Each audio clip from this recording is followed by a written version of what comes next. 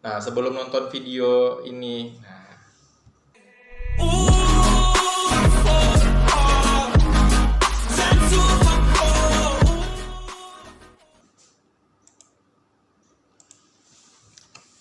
Assalamualaikum warahmatullahi wabarakatuh. Selamat pagi semuanya. Nah, hari ini kita akan membahas tentang sejarah perkembangan komputer. Nah, jadi komputer itu sejak pertama kali ditemukan sampai sekarang itu selalu mengalami kemajuan yang sangat signifikan. Jadi mulai dari generasi pertama nanti kita bahas sampai generasi kelima.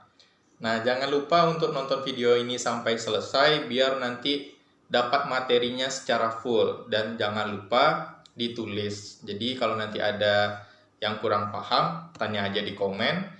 Jangan lupa nanti ini semuanya di-share ke kawan-kawannya. Semoga ini jadi bermanfaat buat kita semuanya. Jangan lupa klik subscribe, like, comment, and share.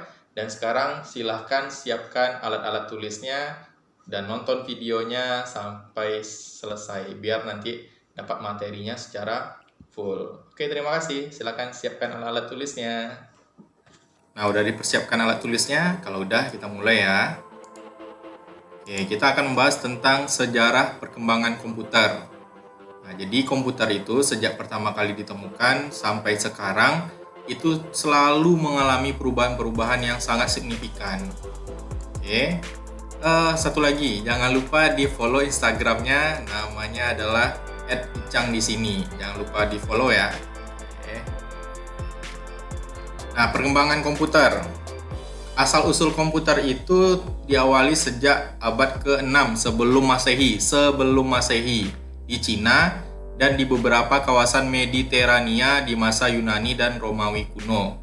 Nah, jadi sejak abad ke-6 sebelum Masehi, orang sudah menggunakan suatu alat tapi belum disebut dengan komputer. Jadi pada saat itu belum disebut dengan komputer, yang fungsinya digunakan sebagai alat hitung. Namun pada itu belumlah disebut dengan komputer, tetapi disebut dengan abakus atau sempoa. Nah, jadi awal dari sejarahnya perkembangan komputer ini adalah mulai dari alat hitung. Jadi komputer itu fungsinya adalah sebagai alat hitung untuk yang pertama kali.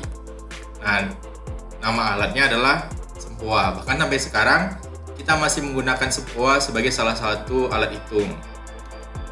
Nah, jadi asal-muasal komputer itu berasal dari penggunaan alat sempoa atau abakus yang digunakan sebagai alat hitung. Nah, itu ada gambar alatnya. Nah, sempoa pada tahu lah semuanya ya. Bahkan waktu kita SD itu kan belajar ngitung masih pakai sempoa.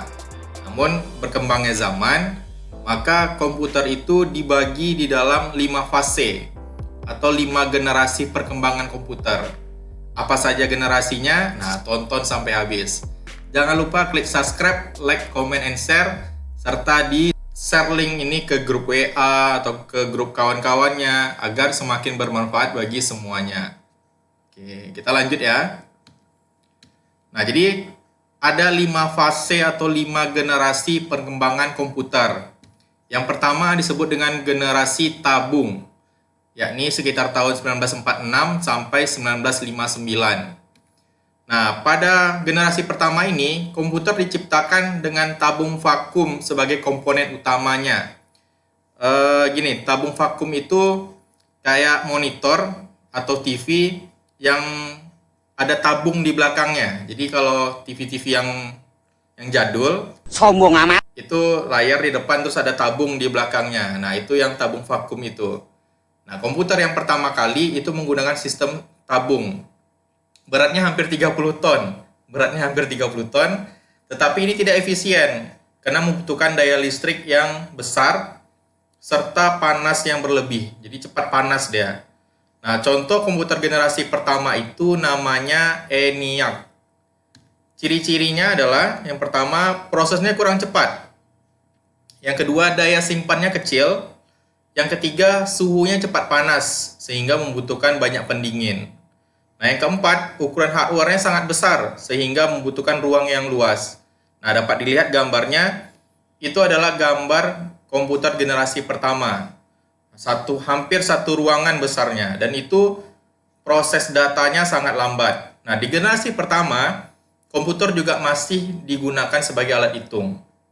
Jadi asal mula dari komputer adalah sebagai alat hitung.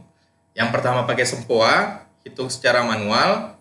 Nah, di generasi pertama diciptakanlah vakum, tabung vakum sebagai komponen utama untuk membaca bahasa pemrograman sehingga perhitungan itu dapat lebih cepat dilakukan dengan sistem yang dibuat pada komputer generasi pertama, yakni namanya komputer ENIAC. Itu generasi pertama. Nah, berkembangnya zaman, muncul generasi kedua atau disebut dengan generasi transistor pada tahun 1959 sampai 1965. Nah, jadi transistor ini adalah suatu alat kelistrikan yang dipasang pada komponen komputer. Nah, kita perhatikan. Jadi generasi tabung vakum itu mulai mengalami kemunduran sehingga tergantikan oleh teknologi transistor sebagai komponen utama yang lebih canggih.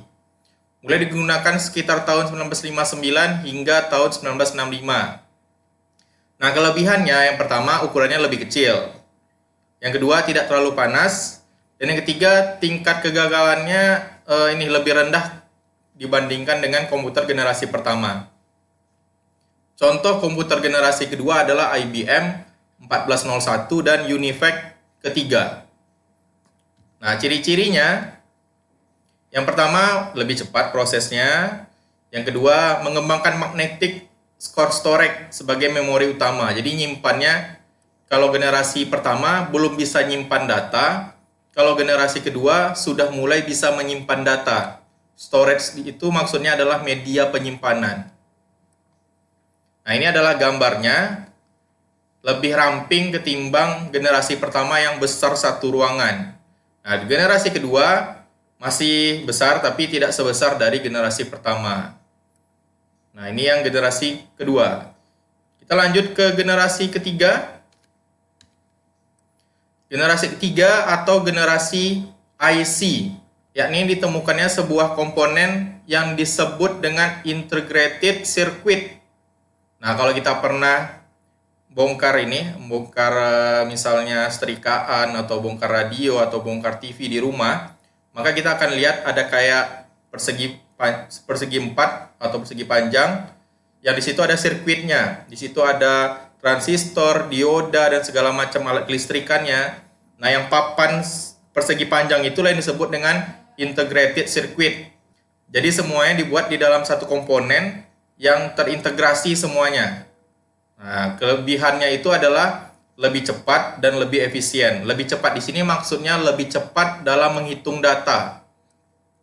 Dan efisiennya adalah hemat akan daya. Jadi lebih hemat dayanya ketimbang dengan yang generasi kedua. Contoh generasi ketiga adalah komputer IBM System 360 dan Apple generasi kedua. Jadi Apple 2. Nah, ini ciri-cirinya seperti yang dibacakan tadi. Penyimpanannya lebih besar dan di generasi ketiga sudah mulai bisa mengeluarkan visual berupa gambar dan mengeluarkan suara. Serta yang ketiga, media penyimpanannya lebih besar ketimbang dengan generasi kedua. Jadi kalau generasi pertama belum bisa nyimpan data, generasi kedua sudah bisa, generasi ketiga sudah bisa. Contoh generasi ketiga, komputernya seperti ini. Nah, jadi sudah bisa menampilkan gambar dan sudah bisa mengeluarkan suara. Bahkan di generasi ketiga ini sudah mulai penggunaan keyboard. Nah, keyboardnya sudah mulai digunakan. Jadi di keyboard yang kita gunakan sekarang ini sudah digunakan sejak generasi ketiga, yakni pada tahun 1964 sampai 1970. Kita lanjut ke generasi keempat atau disebut dengan generasi mikroprosesor. Nah, generasi keempat ini sejak tahun 1971 sampai tahun 2000-an. Jadi pertama kali dibuat oleh IBM pada tahun 1971, kemudian di tahun 1984 perusahaan Apple merilis Macintosh. Nah, jadi gini, beberapa perusahaan yang bergerak di bidang komputer itu ada Microsoft, ada IBM, ada Apple, dengan segala macam mereknya. Nah, kalau Apple, salah satu mereknya adalah Macintosh.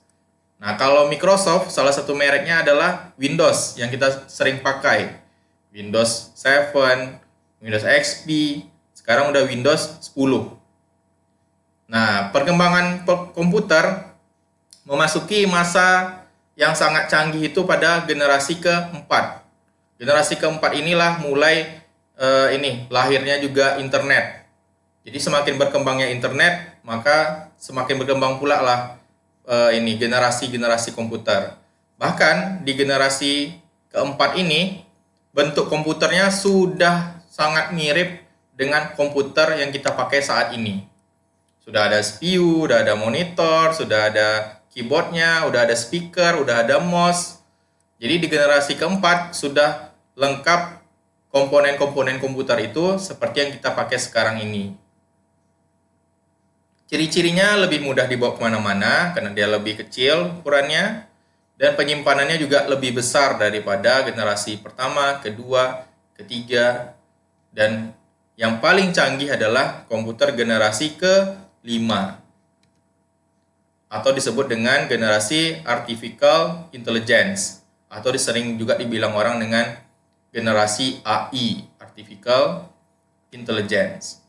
Nah, teknologi terbaru yang perkembangan komputer adalah munculnya teknologi bernama AI, Artificial Intelligence, yang memiliki kecerdasan buatan sehingga dapat melakukan input lebih baik. Bahkan dengan teknologi ini, Anda dapat menginput bahasa yang digunakan sehari-hari atau menyesuaikan dan mempelajari lingkungan sekitar.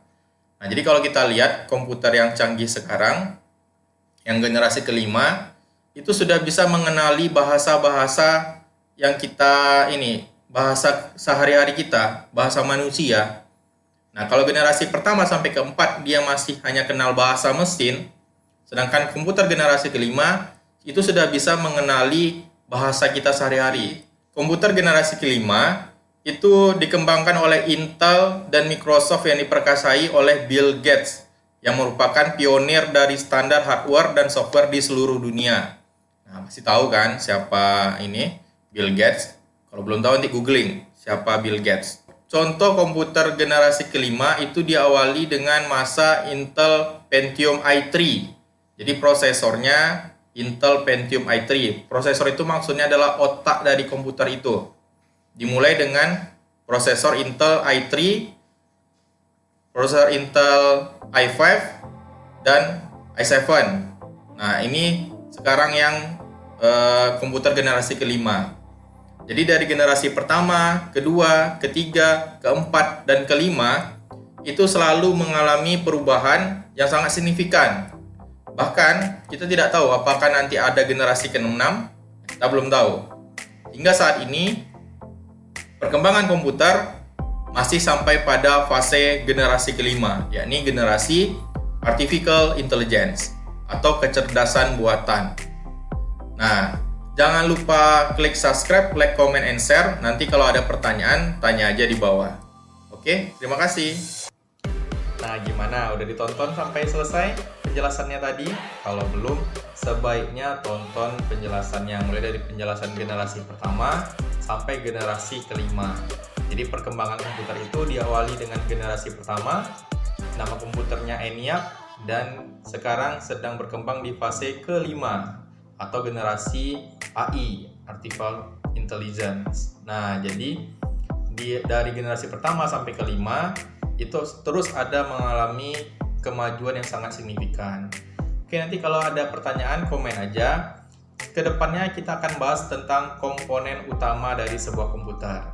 Jadi kemarin kita udah bahas yang pertama tentang K3LH dalam merakit komputer. Yang kedua kita membahas tentang sejarah komputer itu sendiri. Yang ketiga, besok kita akan membahas tentang komponen-komponen utama pada sebuah komputer. Nah, tonton terus ya channel ini. Jangan lupa subscribe, like, comment, and share sebanyak-banyaknya. Kalau perlu nanti ke grup WA kelas, ke grup WA keluarga. Nah, share aja semuanya. Semoga bermanfaat buat kita semuanya. Oke, tetap semangat, tetap jaga kesehatan. Semoga pandemi COVID-19 ini segera hilang dari seluruh dunia, agar kita bisa sekolah seperti biasa dan kita bisa coba praktikum di sekolah nanti. Oke, terima kasih. Assalamualaikum warahmatullahi wabarakatuh dan sampai jumpa di video berikutnya.